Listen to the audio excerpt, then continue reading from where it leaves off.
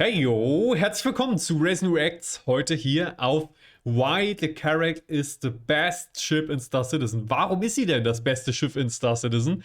Ich bin sehr, sehr gespannt. Also wirklich, ich weiß überhaupt nicht, auf welche Punkte jetzt hier eingegangen wird. 7 Minuten ist das Video lang. Das reicht ja gar nicht, um alle Features der Carrack aufzuzählen.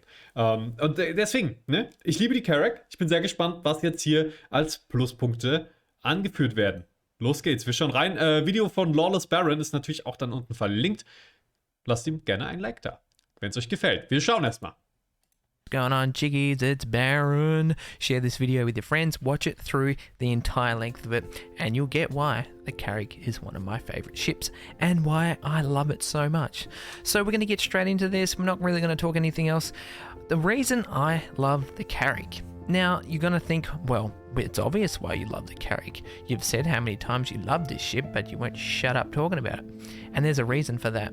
So I know a lot of you think there was the Odyssey was the Carrack killer, but I'm going to disagree with you a lot there. I know I did make that. Das ist schon mal interessant, ja. Er geht schon mal direkt auf die Odyssey ein, die von CIG als Carrack-Killer bezeichnet wurde, was natürlich wieder direkt ein bisschen revidiert wurde und so weiter und so fort. Odyssey auch natürlich ein geiles Schiff, aber die haben beide ihre Vor- und Nachteile.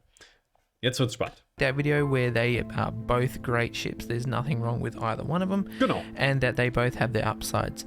Now, I'm not going to disagree with you there. Obviously, I made that point. I put that video out there for a reason.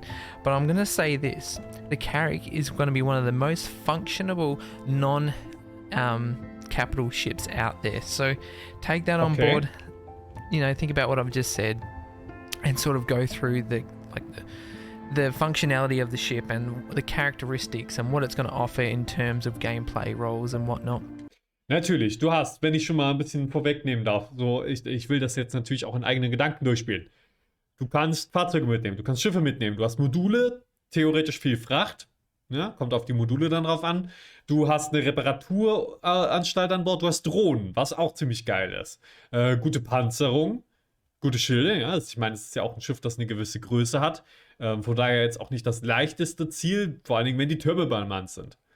Das sind keine Raketen oder so, aber das passt. Und du hast für ein paar Personen auf jeden Fall genug Annehmlichkeiten an Bord. Du hast sogar 2 Steuerstände. Du kannst ja unten dich in den Sitz reinsetzen, um das Schiff zu steuern, oder dich oben hinstellen. Du hast sehr gute Scanner. Und einen riesigen Fuel-Tank. Ja? Sind schon einige Punkte. So obviously the ship's going to have 3 modules, which is another big plus.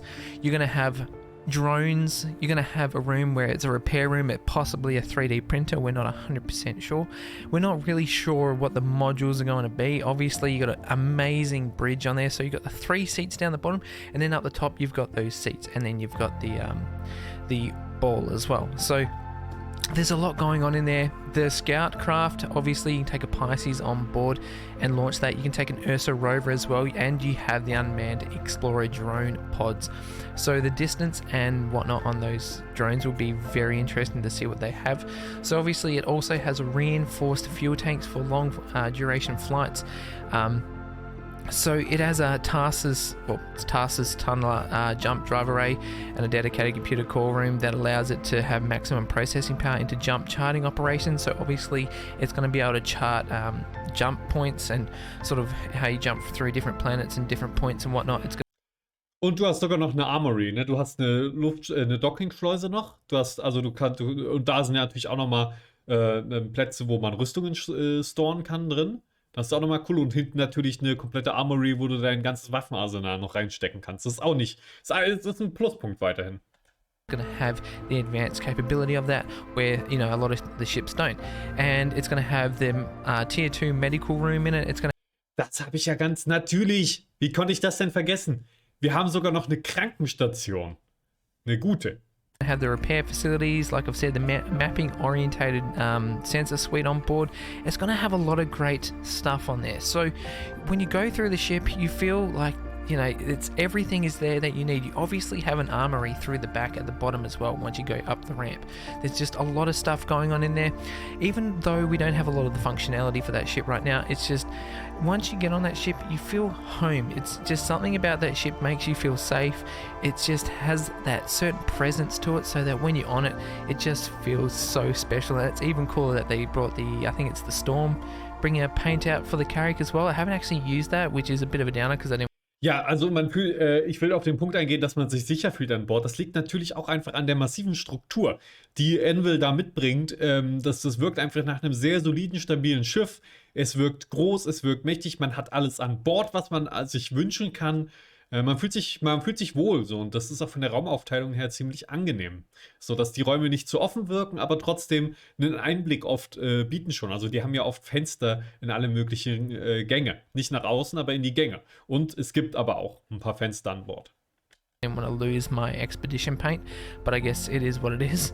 You got the Polar, and you have the best in show 2950, so that obviously tells you that back then it was even better. So if anyone has a best in show 2950 Carrack they don't want, send it my way. Just send the skin my way if you can, please.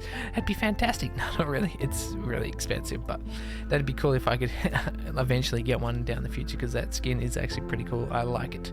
So, you know, you got the two variations. You have the normal Carrack and you have the Carrack Expedition. There's no difference between the two. It's just a little bit more of a flex if you have the Expedition, obviously, because it's got that extra skin. I think it's like an extra $25. Now, if you want to get one, that's fantastic. You probably may be able to get it by itself. I haven't seen it for sale for a while by itself. The only way I see it is having Concierge and having the packs like the Expedition Pack. Und ich liebe auch den Maschinenraum. Du hast die ganzen Komponenten, du hast eine Leiter und einen Fahrstuhl drin, du hast nochmal 2 separate Räume, du hast noch außerhalb dieses Engineering-Bereichs einen Raum, wo der Gravity Generator an der Decke ist, so, und dann guckst du in den Maschinenraum rein. Ich finde einfach, das wirkt sehr cool. Es wirkt richtig, es ist auch nicht zu groß, nicht zu klein, du hast diese massiven Triebwerke, die du da siehst, diese zylindrischen Dinger hier, die über 2 Decks gehen. Das wirkt schon alles sehr geil. And then you got the mega exploration pack on top of that. So obviously you're going to have to spend a lot of money to get those ships like in that particular pack. So if you had have gotten this previously, like a few years down the track, you know that it was super cheap. It was like $350 or $250 even, and it's just insane to know that people have got it for that ridiculous price. Now they've got this ship there that's worth a ridiculous amount of money. So I put my hats down to you guys. If you want to get this ship, it's going to cost you around $1,100. If you want to get the Mega Exploration, it's like $1,500. So when Was? Ich glaube, ich habe sogar die Carrack. Nee, ich habe nicht die Expedition-Variante. Nee, habe ich nicht. Aber ich habe vielleicht diesen Best in Show-Skin. When you get the Exploration 2950 pack, you have the Carrack Expedition, you have the Pisces Expedition C8X. Ich habe die Pisces Expedition C8X. Die größte Frechheit überhaupt. Das ist ja, können wir das mal kurz ansprechen. Es gibt ja die Pisces, die normale Pisces. Jetzt fragt ihr euch sicherlich, viele von euch, die keine normale Carrack haben, was ist denn der Unterschied? Der Unterschied ist einfach nur, dass sie 2 Waffen-Hardpoints weniger hat und einen anderen Skin. Den Skin mal, von dem Skin mal abgesehen. Das ist der einzige Unterschied. Alle Leute, die eine Carrack und eine Pisces hatten, schon, die waren einfach angearscht. Sind sie immer noch. Wenn sie nicht das Upgrade gemacht haben auf die Pisces C8X, die einfach nur besser ist. Die hat einfach nur 2 Waffen mehr. Das ist der einzige Unterschied. Ich finde, im besten, und das ist ja die Standardvariante, die C8X. Du kannst ja die andere Variante kann man ja gar nicht kaufen. Also als Carrack-Besitzer hast du automatisch die schlechtere Variante von beiden, die objektiv schlechtere Variante von beiden. Komplett sinnlos. Finde ich doof, bis heute. Und das hat dann wie viel gekostet? $20 oder so, um quasi deiner Carrack dieses Pisces Expedition Upgrade zu gönnen. Und das gibt halt 2 Waffen mehr. Wer macht das denn dann nicht? Schon. Natürlich gibt es bestimmt Leute, die das nicht gemacht haben, aber ich finde, dass die Standardvariante der Pisces dann immerhin irgendeinen Vorteil haben sollte. Wie, keine Ahnung, die kommt 100 Meter weiter, die kann 10 Meter pro Sekunde schneller fliegen, weil sie weniger Drag hat in der Atmosphäre oder so. Irgendwas. Naja, gut, werden wir mal sehen. Tumble Cyclone are in the Terrapin and the Dragonfly Black, and you have a Freelancer Dur. Now that's if you want the expedition. You don't have to get that. You can just wait till the next sale, or if you're concierge, you can probably just ask them to get the Carrack.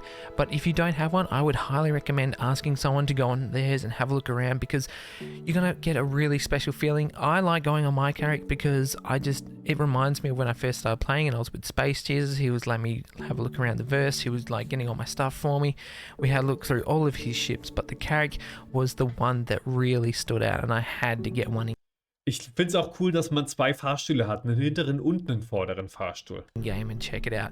And then once I seen that and I started getting into Star Citizen, I eventually obviously had one that permanently added to my fleet. And this is one of my favorite ships in the verse that is a non-capital.